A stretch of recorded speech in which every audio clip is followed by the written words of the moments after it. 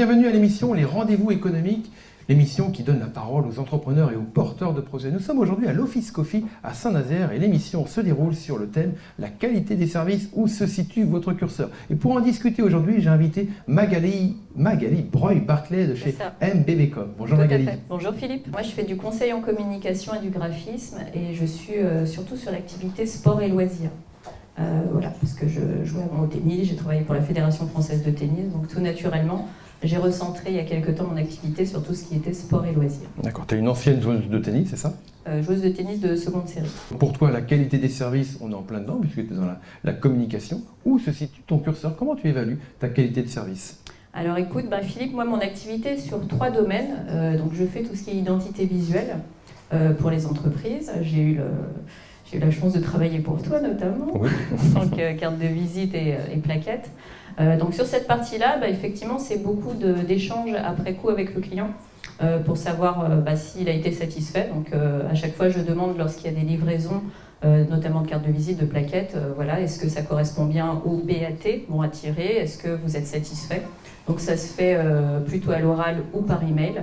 Donc un retour à chaud dès que le travail a été livré. Je fais de la formation, je fais partie du Périscope de Saint-Nazaire, c'est une scope d'entreprise, donc on est plusieurs formateurs.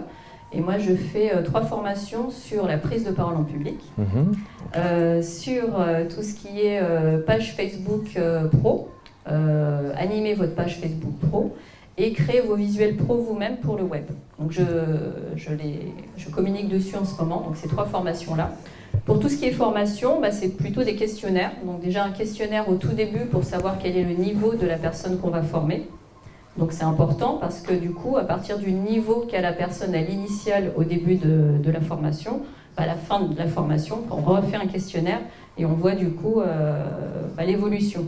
Donc du coup, la qualité, ça va être est-ce que j'ai évolué dans ma formation? Ouais, et puis ce questionnaire va te permettre aussi d'affiner justement le service rendu. Voilà, aussi avec quelques questions sur qu'est-ce que vous avez pensé de la formation, l'animation, les supports de formation et au contraire, on demande aux personnes d'être le plus vrai possible parce que c'est comme ça qu'on va progresser. C'est pas toujours évident d'avoir un retour en se disant non, ça c'était pas bon, mais nul n'est parfait, on est des humains et au fur et à mesure on progresse avec nos clients. À la scope où je travaille, effectivement, on a ces 2 questionnaires qui sont envoyés, donc un retour à chaud, donc juste après la formation, et un retour à froid.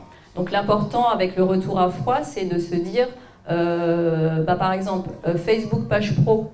Alors à chaud, je vais dire oui, j'ai tout compris. Mais alors une fois que je rentre chez moi et que je travaille sur ma page Facebook, que j'ai mis mes posts et qu'au bout de 3 semaines peut-être j'ai arrêté parce que j'arrive pas à suivre le rythme, après je reçois le questionnaire à froid et là peut-être je vais dire finalement j'avais tout compris sur le coup, mais là j'y arrive plus. Voilà. Donc c'est ça qui est important avec ce questionnaire à froid.